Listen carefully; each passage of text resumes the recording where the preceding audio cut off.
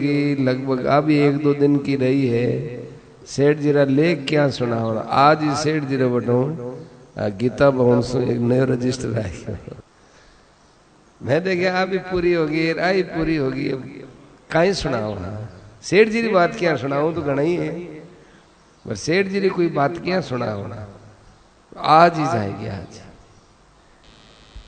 दूसरों की निंदा करने से उसका पाप अपने को भोगना पड़ता है, इसलिए व्यर्थ में ही नया पाप क्यों कमावे।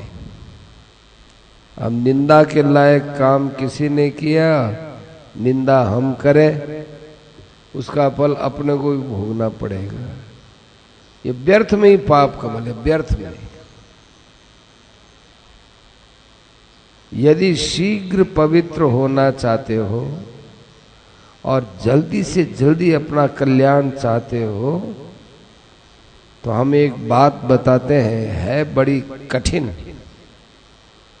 पर हिम्मत रखी जाए तो लाभ बहुत है। क्या कि 2-4 निंदक अपने पास में बसाओ और वो जो हमारी निंदा करे उस निंदा को सुनो, बड़ा लाभ होगा। आपके घर पर कोई झाड़ू लगाने वाला नहीं आएगा तो आपके घर में कचरा इकट्ठा हो जाएगा, फिर कचरा कैसे साफ होगा। इसी प्रकार हमारे अंदर का कचरा है वो निंदक साफ कर देता है। उल्टी गत गोपाल की, भगवान की गति बड़ी विचित्र है, समझ में नहीं आती। आओ आओ, बढ़िया बात चली, पहली लाइन सुन ली गई। झाड़ू वाला घर में नहीं आएगा तो कचरा घर में इकट्ठा हो जाएगा, तो कचरा कैसे साफ होगा। इसी प्रकार अंदर का कचरा निंदक साफ कर देता है। उल्टी गत गोपाल की, भगवान की लीला बड़ी विचित्र है। उल्टी यही है कि सारी दुनिया मान बढ़ाई को चाहती है, जो हमारे में गुण है ही नहीं, उन गुणों का यदि कोई वर्णन करता है तो मन बड़ा खुश होता है। कितनी उल्टी बात है ये। मान बढ़ाई मत चाहो, इसमें कल्याण है। जैसे सांप बिच्छू को देखकर भगते हो, ऐसे मान बढ़ाई को देखकर भगो। जीवा रूपी बुहारी से हृदय रूपी टोकनी में निंदा रूपी मैला कभी मत भरो।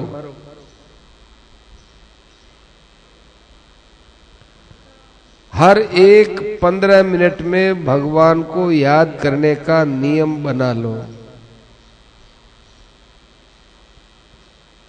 इसको यहां तक करो कि 15 मिनट में हजारों बार भगवान याद आ जाए,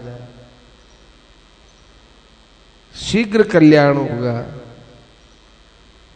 भगवत प्राप्ति में सत्संग और साधन, भजन, ध्यान, नाम जप सभी शामिल हैं। यदि सब नियम पालन नहीं हुए तो केवल एक नियम पाल लो कि भगवान को याद करना है, किसी भी उपाय से करो। भगवान का निरंतर स्मरण करे तो पापी से पापी का भी उद्धार हो जाता है। अपिचेत सुदुराचार है। भगवान के भजन बिना चाहे लाख काम हो जाए, वे काम किसी काम के नहीं है। सबसे मुख्य काम भगवान का भजन है। एक भगवान का भजन हो गया तो सब काम हो गए। भगवान की शरण हो जाने से भगवान हमारे हो जाते हैं। दुनिया के लोग आपके कभी होने वाले नहीं हैं। शरण हो जाने का मतलब यही है कि भगवान की निरंतर स्मृति बनी रहे। बड़ों की आज्ञा पालन करना, इससे उनके ऋण से मुक्ति होती है। बड़ों का जो ऋण है वो कैसे उतरे कि उनकी आज्ञा का पालन करो। परमात्मा की सेवा करने वाला उनकी पूंजी का अधिकारी होता है। मालिक चोरी अनाचार करे तो सेवक को उसका दोष नहीं लगता है। पति पाप करे तो स्त्री को दोष नहीं लगता है। गुरु पाप करे तो चेले को नहीं लगता है। यदि सेवा करने वाला हिस्सा नहीं चाहे तो उसका चित्त शुद्ध होता है, आत्मा पवित्र होती है। हर समय भगवान को याद रखो। और 2 नंबर में सेवा है। दुखी, अनाथ, असहाय और अपने बड़ों की सेवा तो खोज खोज करके करनी चाहिए कि कैसे ये मुझे मौका मिले। हमारे यहाँ वैश्य जाति में 2 मनुष्य सेवा करने में बड़े तैयार रहते हैं। 1 नंबर में शिव कृष्ण जी डांगा और 2 नंबर में बद्रीदास जी लोहिया बनारस में हैं। इसके बाद गंगा बाबू को ले सकते हैं। इनको पहले नंबर में नहीं ले सकते। इनके पहले और भी सेवा करने वाले हो चुके हैं, किंतु हमारे लिए तो वर्तमान में ये आदर्श है। ईश्वर की भक्ति छोड़कर सेवा का ही दूसरा नंबर है, क्योंकि यह सेवा ईश्वर भक्ति का ही अंग है। सेवा का भाव गीता में बताया है। कुछ बातें आपको और बताते हैं। सभा में, सत्संग में किसी को लांग कर नहीं जाना चाहिए। नम्रता से नीचे हाथ करके झुक करके जाना चाहिए। इसका वर्णन महाभारत में भीमसेन और भगवान महावीर का संवाद आदर्श है। जबकि भीमसेन उस समय स्वर्ग में पुष्प लेने जा रहे थे, हनुमान जी बीच में बैठे हुए थे, पूंछ पसार कर। पूरी कथा नहीं दी है, कथा ऐसी आती है। तो भीमसेन ने कहा, ए बानर, ये पूंछ हटाओ।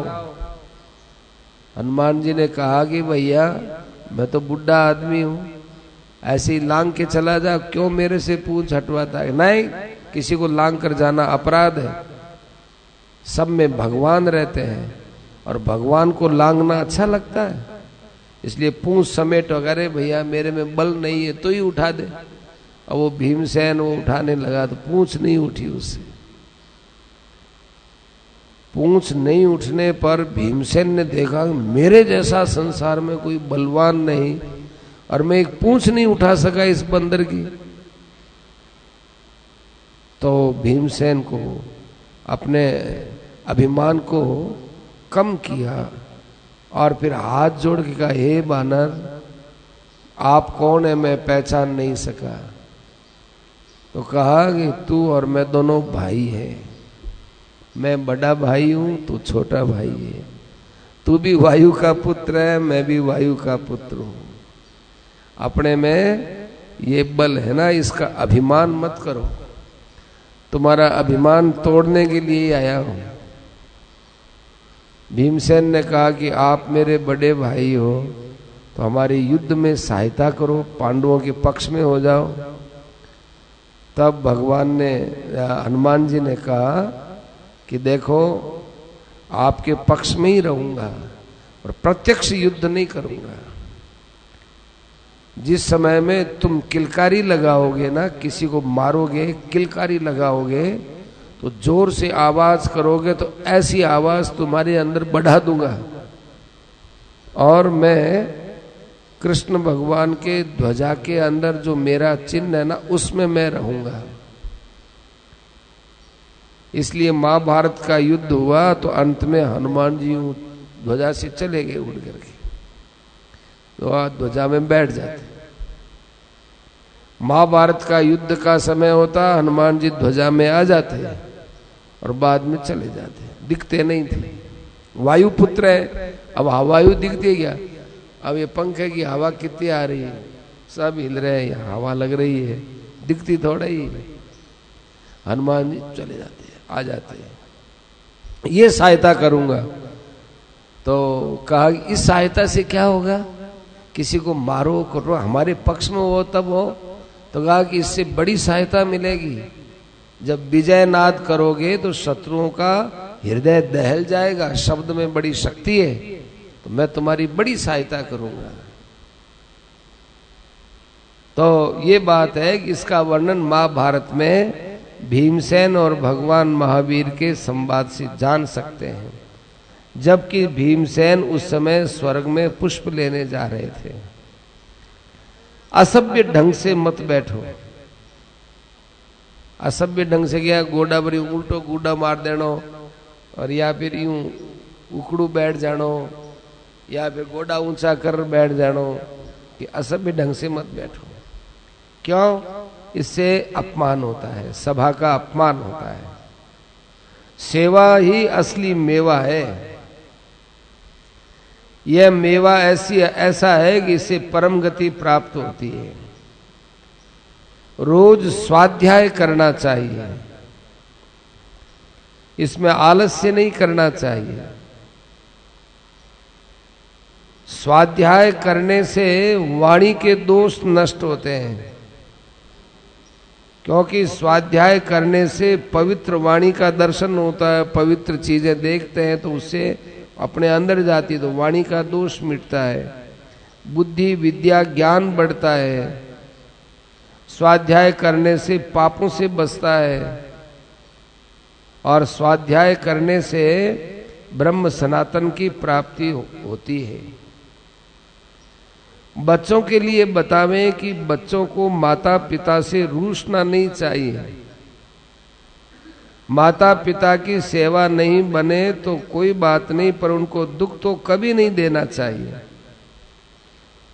माता से रूठना हुआ तो परमात्मा से रूठना हुआ, समझो।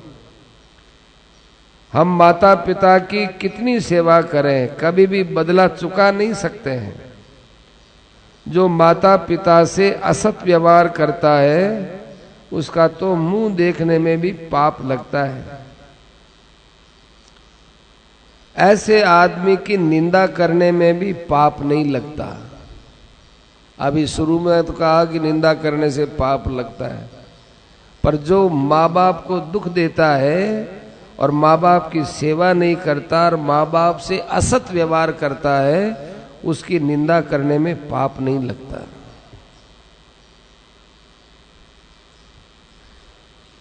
प्रत्येक नियम भंग की एक माला इसलिए बताई है कि उसमें भगवान का नाम अधिक निकलता है। भगवान की स्मृति और नियम पालन होते रहे, इसलिए एक माला फेरने का नियम रखा है। जिसने समय से पालन किया उसने काल को जीत लिया। देखो एक विचित्र बात है, सत्संग के समय में माला नहीं फेरनी चाहिए। सत्संग के समय माला नहीं फेरनी चाहिए। लोग देखते हैं कि इधर तो माला भी हो जाएगी और इधर सत्संग भी हो जाएगा, दोनों काम हो जाएगा। नहीं, नहीं तो माला में ध्यान रहेगा और न सत्संग में ध्यान रहेगा, और मन में एक झूठा ही संतोष हो जाएगा कि हमने माला भी फेर ली, सत्संग भी हो गया। भगवान के ध्यान का पान करना अमृत पान है, सच्चा अमृत है। भगवान का ध्यान करो, उस समय जितनी दूरी में भगवान दिखते हैं वो तो सगुण है, और पास में जो दिखता है खाली जगह दिखती है वो निर्गुण भगवान है। ऐसे देखो, ये सगुण भगवान है राम रूप से, कृष्ण रूप से, और पास की जगह में निर्गुण भगवान है। निर्गुण में से यूं सगुण प्रकट हो गए। एक भगवान का ध्यान लग गया तो ऐसा समझो कि दुनिया के सारे कार्य हो गए।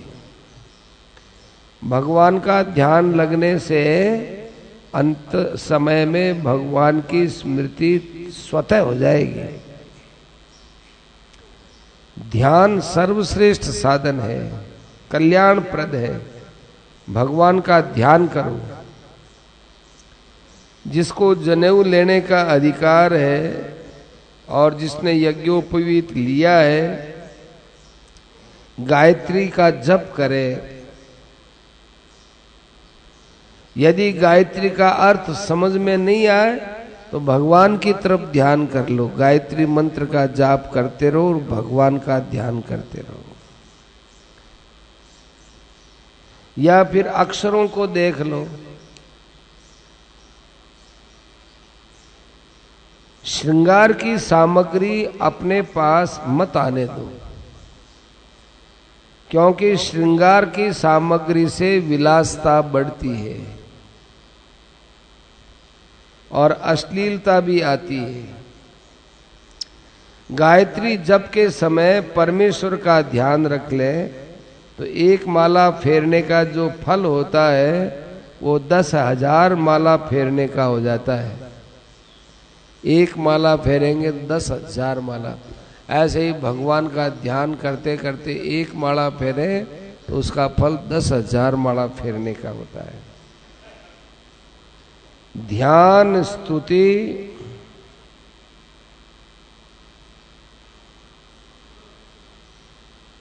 और प्रार्थना, ये 3 लाभ गायत्री जप में है। हे प्रभु, हमारी बुद्धि सत्कार्य में लगे। प्रभु को कृपा से हमारी बुद्धि निष्काम कर्म में लगे। प्रत्येक मंत्र के साथ भगवान का स्मरण करना, उसमें धीमई शब्द आता है। धीमई माने ध्यान करें। केवल गायत्री जप से सब पाप नष्ट हो जाते हैं। 1 बरस तक 10 माला रोज गायत्री जप के जपने से सब पाप मुक्त हो जाते हैं। जिस ब्राह्मण को या क्षत्रिय को या वैश्य को संध्या करने ही नहीं आती, वह केवल गायत्री मंत्र से अर्घ्य, आचमन आदि दे सकता है। उसकी सब संध्या की विधि पूरी हो गई। स्वाध्याय वाणी का तप है। ज्यादा जोर लगाओ तो भगवान के नाम स्मरण में इसमें भूल मत करो। जैसे पहली सीढ़ी हर 1 घंटे में भगवान को याद स्मरण करना, दूसरी सीढ़ी में आधे घंटे में याद करना, तीसरी सीढ़ी में 5 मिनट में याद करना, चौथी सीढ़ी में 1 मिनट में याद करना, 5वीं सीढ़ी में हर क्षण भगवान का स्मरण करना। बस 5वीं सीढ़ी पर भगवान है, सो शीघ्र चलना चाहिए। सज्जनों, ये बातें अपने को कहीं नहीं मिल सकती। ऐसी विचित्र बात। 1-1 सीढ़ी हुई, 5वें पगोत्या पर भगवान ला दी। सर्वत्र ईश्वर बुद्धि होने से भय का नाम ही नहीं है। जहां मन बुद्धि नेत्र जावे वहां भगवान को देखो, सबको भगवान समझो। रास्ते में एक महात्मा पुरुष जाते हैं तो हम उनको रास्ता देते हैं। इसी प्रकार प्रभु सांप रूप से आ जाए तो उसको भगवान मानो। यदि सांप हमको काट जाए तो भगवान काट गए ऐसा मानो। ऐसा मान करके ये मानते हैं तो मृत्यु भी हो जाए तो नरक में नहीं जाओगे, मरोगे तो सही। एक नई बात बताते हैं। आप जंगल में गए, शेर आ गया और आपने मान लिया कि ओहो भगवान नृसिंह आ गए। आपने तो ऐसी भावना की और शेर आके आपको खा गया तो आपका तो कल्याण हो गया, क्योंकि आपने तो अपने को भगवान के द्वारा मारा हुआ समझा है। तो आपकी मुक्ति तो अब भगवान को करनी पड़ेगी। इससे बढ़कर और क्या सरल उपाय हो सकता है। और शेर के साथ द्वेष बुद्धि रखोगे, मारेगा तो सही, परंतु भगवत बुद्धि के बिना उसकी मृत्यु पर, माने उसके द्वारा अपनी मृत्यु पर बुद्धि द्वेष से भर जाएगी, तो फिर कल्याण होने का प्रश्न ही नहीं है।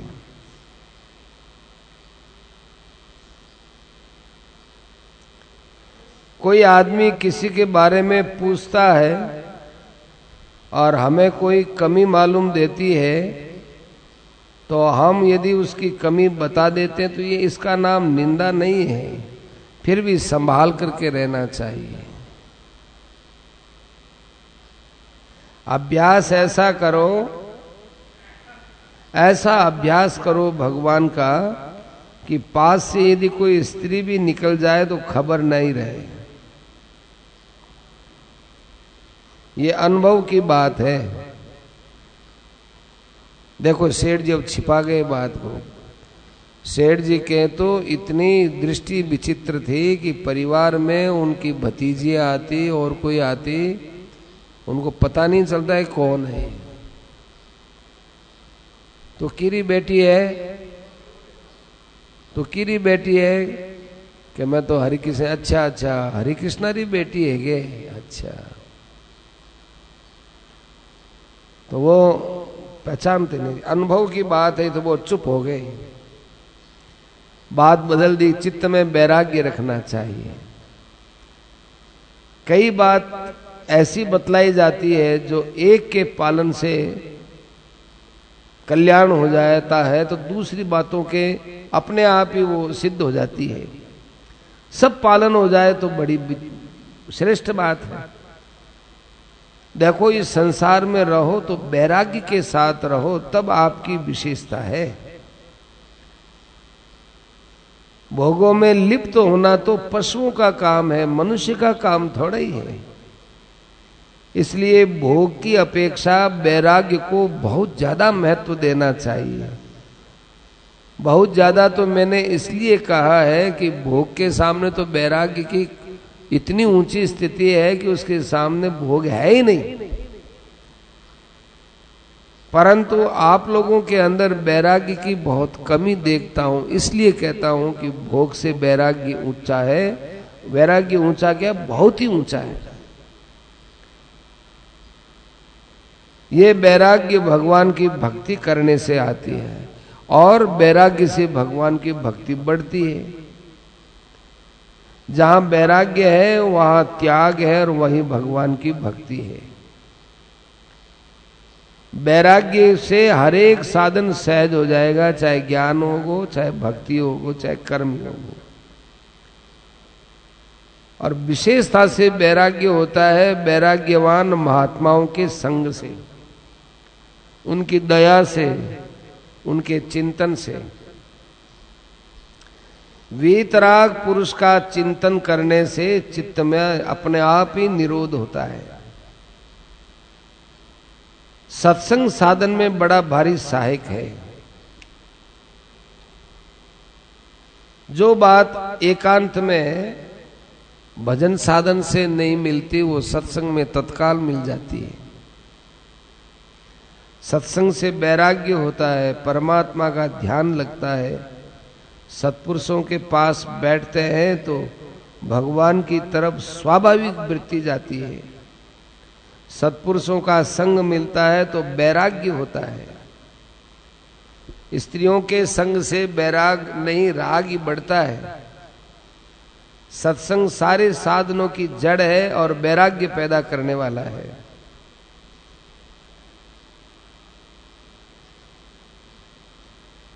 महान पुरुषों का संग वैराग्य से भी बढ़कर है, इसलिए सत्संग करो। सत्संग के समान कोई पवित्र नहीं है। पवित्राणाम पवित्रोयम मंगलानां च मंगलम। गंगा जी भी सत्संग के बराबर पवित्र करने वाली नहीं है। गंगा जी तो एक जगह बहती है, पर सत्संग सब जगह रहने वाला है। मनुष्य के पाप गंगा स्नान से दूर होते हैं और गंगा के पाप महान पुरुषों के चरण पड़ने से पवित्र होती है। तो सत्संग बड़ा हो गया गंगा से। माने गंगा पाप दूर करती है, वो पाप गंगा जी में मिल गए। अब कोई महापुरुष जाकर इस पानी में स्नान करता है तब गंगा जी पवित्र होती है। तो जो महापुरुष सत्संग किए हैं तो उनके स्नान से गंगा का पाप दूर होता है। कितना बड़ा सत्संग का लाभ है। सोना पानी से धोने से पवित्र होता है। किसी वस्तु को मैला लग जाता है तो वह पानी से धोने से या पानी में डालने से पवित्र होता है, और सोना पानी से धोने से पवित्र होता है। महात्मा का चिंतन हम करें तो या तो वे हमारा चिंतन करें तो हमारा कल्याण है, या हम उनका चिंतन करें तो कल्याण है। हमारे बुरे परमाणु से महापुरुषों पर कोई असर नहीं पड़ता है।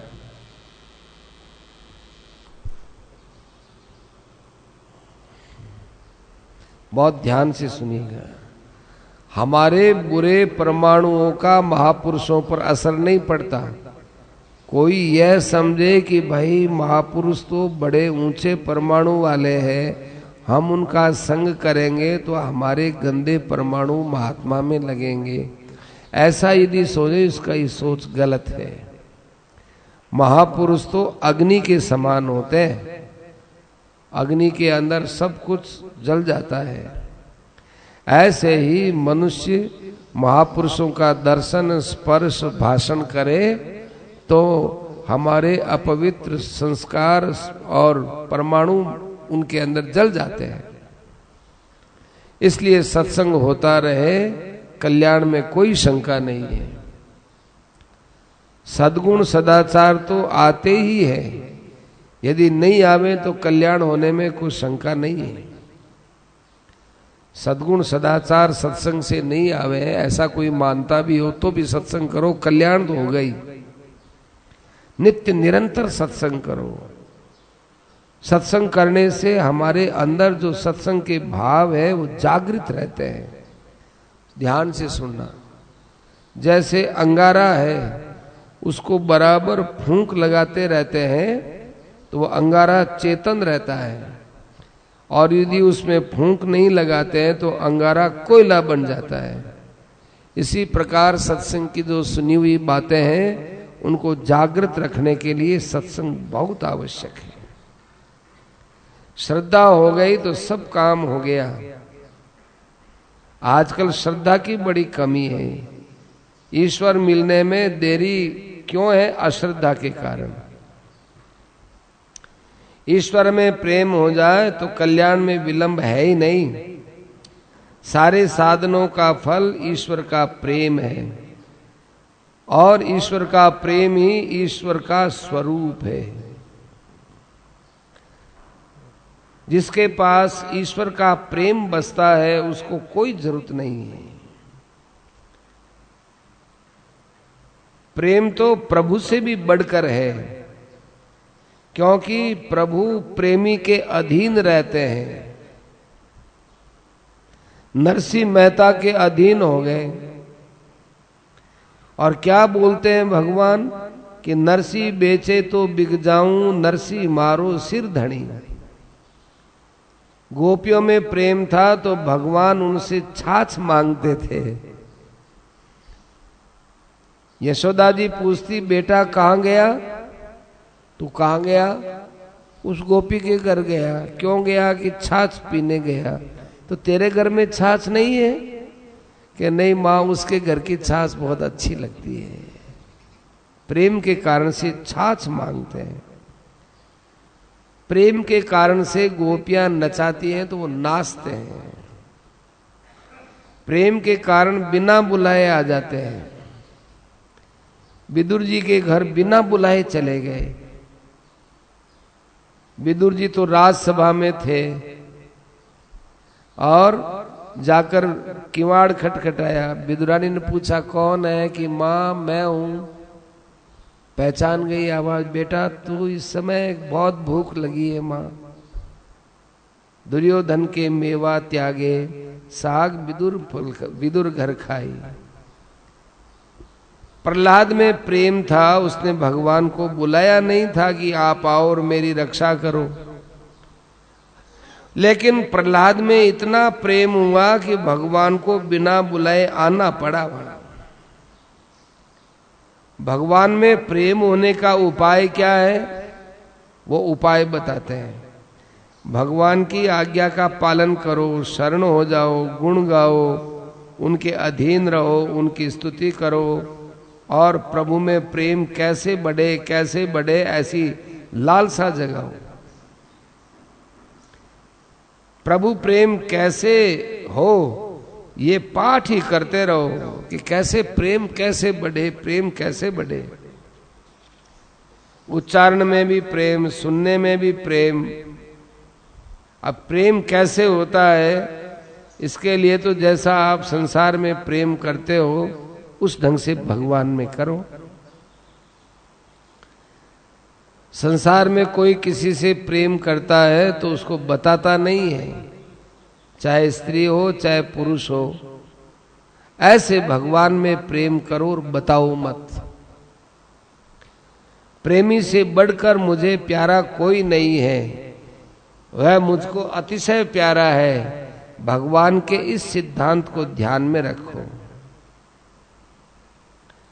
भक्ति ज्ञान किसी मार्ग में चलने पर अंत में समता आती है, बिना समता के साधन नहीं है। और भगवान में अनन्य प्रेम हो गया तो प्रेम बड़ा है कि समता बड़ी है। आप प्राय करके प्रवचन में कहते हो कि समता रखो, समता रखो, अनुकूल प्रतिकूल में समता रखो। आज कहते हो कि प्रेम बढ़ाओ, अब क्या करें? तो उत्तर देते हैं कि आप उस बात को समझे नहीं हैं। जहां भगवान में प्रेम होगा वहां समता तो प्रेम के अंदर निवास करती है। कोई आदमी किसी को न्योता देवे, निमंत्रण देवे क्या महाराज आप हमारा तो भोजन करना हो तो महाराज कहे मैं एक लोग को नहीं हूं भाई, हमारे साथ टोलो है। अरे महाराज आपने दिया ही नहीं तो टोलो तो साथ में ही रहसी। ऐसे ही जिसको न्योता देते हो, घर में जो बड़ा होता है उसके साथ में उसके साथ वाले सब आते हैं। इसी प्रकार भगवान का प्रेम हो गया तो समता वगैरह तो प्रेम के टोले हैं, वो अपने आप ही आएंगे। समता कोई प्रेम को छोड़ करके थोड़ा ही होती है। आपकी अपनी आत्मा में जितना प्रेम है उतना किसी में नहीं है, और भगवान सबकी आत्मा है। सब में प्रेम होने से समता होती है। इसलिए ये दोनों बातें दिखने में अलग अलग दिखती होंगी पर है एक ही बात। ज्ञान मार्ग में भी भक्ति के समान प्रेम होता है क्या? कि हाँ होता है, परंतु आत्मज्ञानी अंतरंग में सब आत्मा एक है ऐसा समझता है, तब प्रेम पैदा होता है। साधना के प्रकार में भेद है किंतु मुक्ति में सब एक है। भक्ति मार्ग में यही हो कि प्रभु में हमारा प्रेम हो, और ज्ञान मार्ग में यह है कि हमारी सब में समता हो। साधक को यह लक्ष्य करके साधन करना चाहिए कि भगवान का ध्यान निरंतर चिंतन मुक्तिदायक है और ये मेरे लिए बहुत बड़ा लाभ है, लाभ देने वाला है, ऐसा समझ करके साधन करना चाहिए। बस कुछ भी हो हरदम भगवान की दया मानो, ऐसा मानो कि मेरे पर भगवान की अपार कृपा है। चाहे संसार की कैसी भी परिस्थिति आए, कितनी भी खराब परिस्थिति आए, मन से आप यही मानो कि मेरे पर भगवान की सबसे ज्यादा कृपा है, मेरे पर बहुत कृपा है। ऐसा मानने से बहुत बड़ा लाभ होगा। प्रसन्न रहे, ये सबसे बड़ा हमने आपको साधन बताया है। भगवान की कृपा माने और प्रसन्न रहे। हम तो भगवान की गोद में बैठे हैं, हमें किसका डर? कल मरते आज मरो। मृत्यु भी तो भगवान का ही रूप है। हमारे मस्तक पर प्रभु का हाथ है उनकी छत्र छाया है, ऐसा मानते रहोगे तो निर्भयता शांति अपने आप आएगी और आनंद का तो ठिकाना ही नहीं रहेगा। क्षण क्षण में दया समझे, बड़ी दया है, आनंद में मस्त रहे, धीरता वीरता निर्भयता प्रमुदिता सब आ जाएगी। वो जीता हुआ जीवन मुक्त है। जैसे ऊंचे महापुरुषों की स्थिति होती है वैसी इसकी हो जाती है। साधन में जोश बढ़ाओ, किसी प्रकार अपने में ढिलाई मत आने दो, फिर कोई शंका की बात नहीं है। नारायण नारायण नारायण श्रीमन्नारायण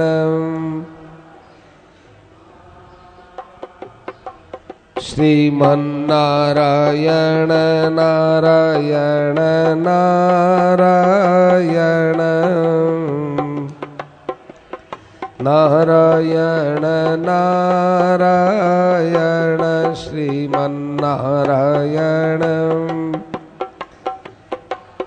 रायण श्रीमन्नारायण नारायण नारायण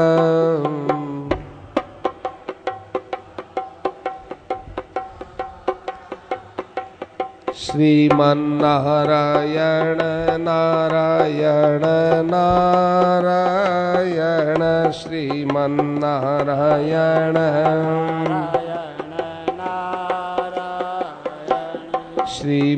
श्रीमन्नारायण नारायण नारायण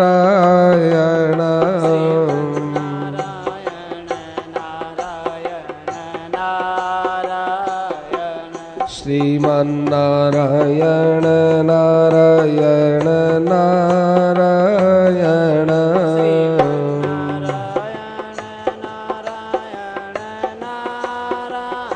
राम यस्य स्मरणमात्रेण जन्म संसार बंधना।